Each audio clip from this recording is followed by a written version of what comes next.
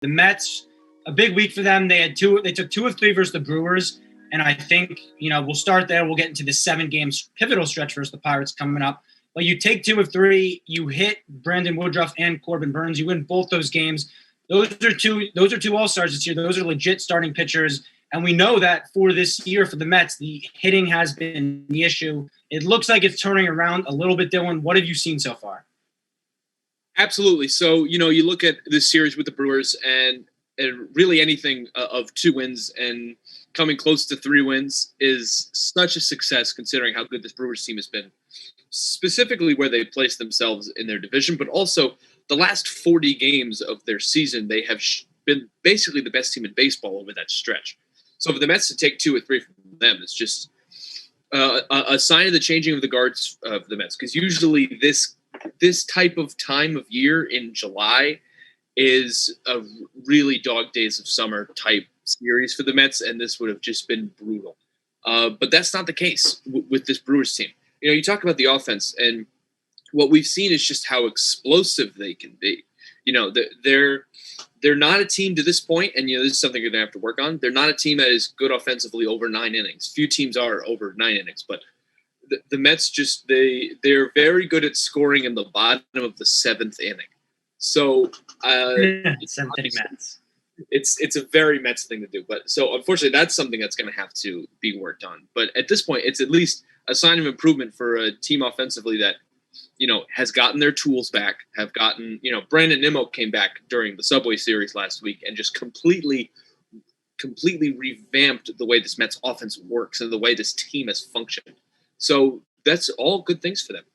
Yeah, the never say die mentality, I think, has been so big. And that game, I think it was the DeGrom start versus the Brewers. You're trailing going to the bottom of the 7th in a 7-inning game. And you're facing the best closer in baseball at that point, Josh Hader. And Jose Peraza, who's becoming kind of a pinch hit legend with the Mets, ties the game with a homer, Hader's first homer allowed all year. And from that point on, you just feel a sense of energy and pride. Like, the Mets are going to come and do this. Like, you feel confidence in their ability to get timely hits. Even in the last inning, Edwin Diaz struggled. They're able to come back. Jeff McNeil, I think, walked it off. And so having that ability, like, it's not the best offense in baseball, right? No one's saying it. But the timely hits is so crucial because the pitching is going to be there. They are going to give you great performances at least 3 out of 5 days a week. So if you're able to string together timely hits, clutch hits, that's all you really need to string together wins. And I think the reason the offense has heated up so recently, there's 2 main reasons when I look at it. It's Brandon Nimmo, as you talked about, his return. He's really been a spark at the top of that lineup, 337, 886 OPS since he's been back. He's been rock solid in center. And Pete Alonso, who he had a rough, short in 2020 coming off his rookie year, 2019. Some were wondering, was it a one-year wonder? Was he a product of the juice balls? And that was certainly a fair criticism. I wondered it because his numbers were down, but he is red hot right now. He has been a huge cog. The power has been huge. He's up to 16 homers on the year. We'll talk about the All-Star or the Home Run Derby later. He'll be competing in it, and he's one of the guys who's coming in hottest. His OPS has got all the way to 820, and so even 2 weeks ago, we were talking how this Mets lineup had no stars, at least production-wise, no one with an OPS above 800. Now suddenly you have 2 guys who are very above-average hitters, and they've been able to kind of right the ship. And so as other guys get going, Jonathan VR gets clutch hits every now and then. It's just enough for this Mets team to win ball games. Ryan, something you mentioned about that never say die mentality, what I've noticed about ball clubs, usually around mid-June, is when you figure out your identity as a team, and that kind of carries you through the season. And that could be a whole bunch of different things, whether you're a good team or a bad team. You kind of figure out, the ways you like to win games, the ways you go about things, the character that is your team. The Mets were unfortunately at the disadvantage of so many of their expected starters were out that they weren't able to figure out that identity really until, I would say, last week. So that mentality has come into full fruition for them now, and it feels like they're going to carry that momentum for the continuation of the season, whether they win or lose. That's just the team that they're going to be. And, you talk about the offense. Obviously no one's saying this is the best offensive team in baseball, anywhere close to it. They're still near the bottom of the barrel in batting average. And that's something that I think will continue to improve. But the point is, it's a very knee-jerk reaction to think, the problem is pitching. The problem is hitting. You're a good hitting team. You're not a good pitching team. I think balance is so incredibly underrated. I know it sounds like an obvious thing, but I feel like the Mets at their best are a very well balanced club from start to finish in a 9-inning game. They're able to have that kind of balance that the starting staff has their strengths. The bullpen has their strengths. The offense has their strengths. There's some great defensive players on this team. They have those things that they can rely on, and that balance makes for a good team. Not everything has to be 100%. Anyone who's ever played a sports video game knows you can't get every single thing up to 100%. You have to find the correct balance. But, you also talk about Pete Alonso, hit a home run, a 3-run shot Friday during the 10-run 6th inning that the Mets had. That was just his second home run at Citi Field this year. And I think that's a big part of it. For whatever reason, he struggled at home this year. So as he continues to improve in Queens, the Mets will continue to improve offensively because that's just such a huge juggernaut to have in your lineup when Pete is really hitting.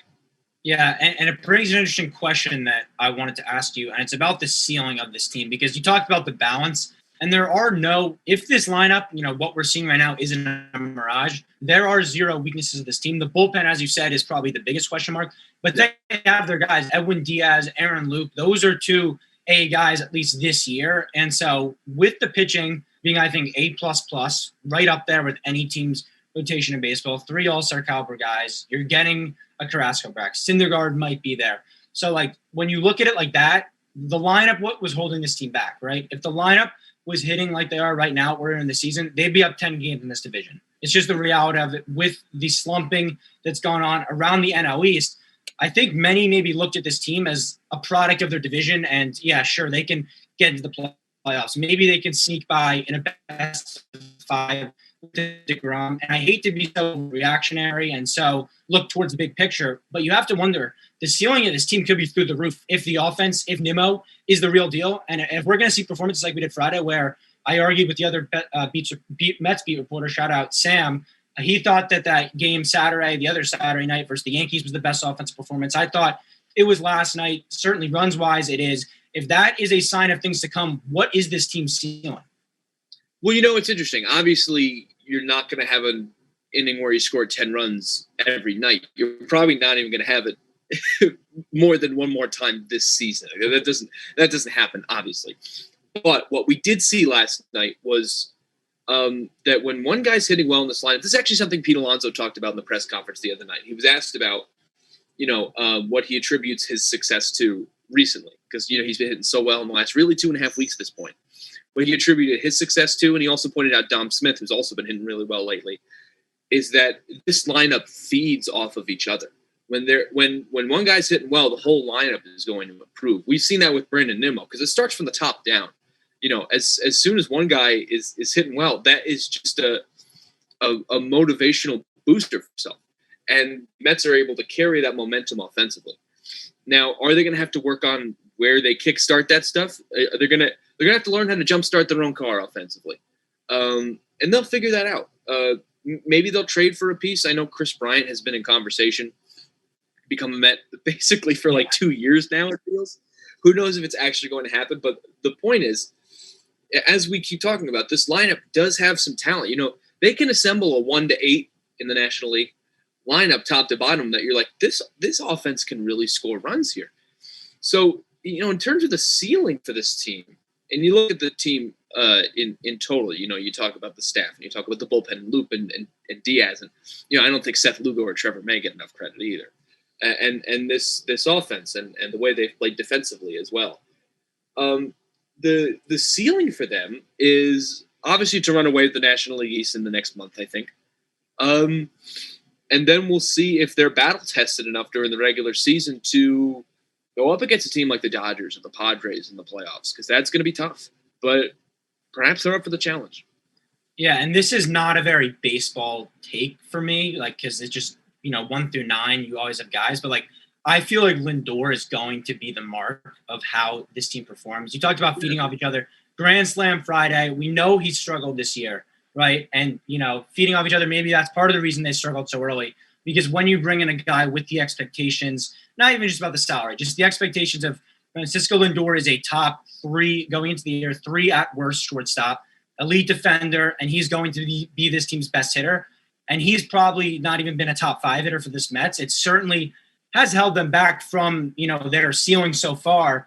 You look at the last 30 games, there are metrics that tell you he's turning around, but you're still waiting for that breakout. You're still waiting for that player of the week nominee. Like, you're still waiting for the huge week. And, you try to rationalize it, I feel like, with every big hit he has, because he has had big hits. He has had nice games, but there's something about consistently doing it where it has been missing a little bit. Not to just completely rip him.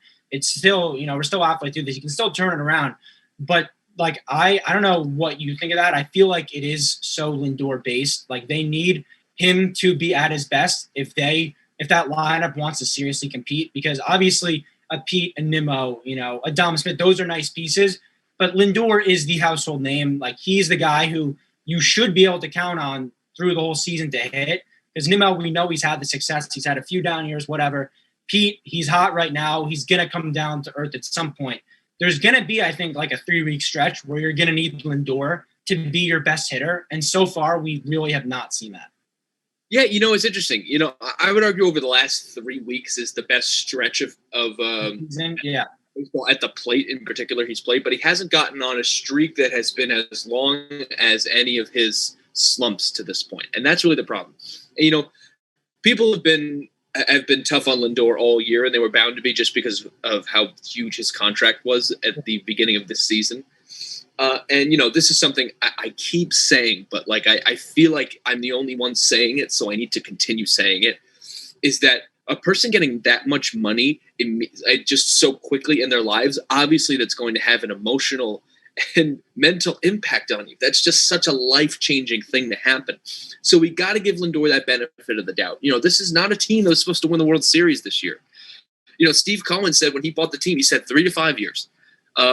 Might it be sooner than that? Yeah, it might be. But you got to give specifically Lindor that benefit of the doubt.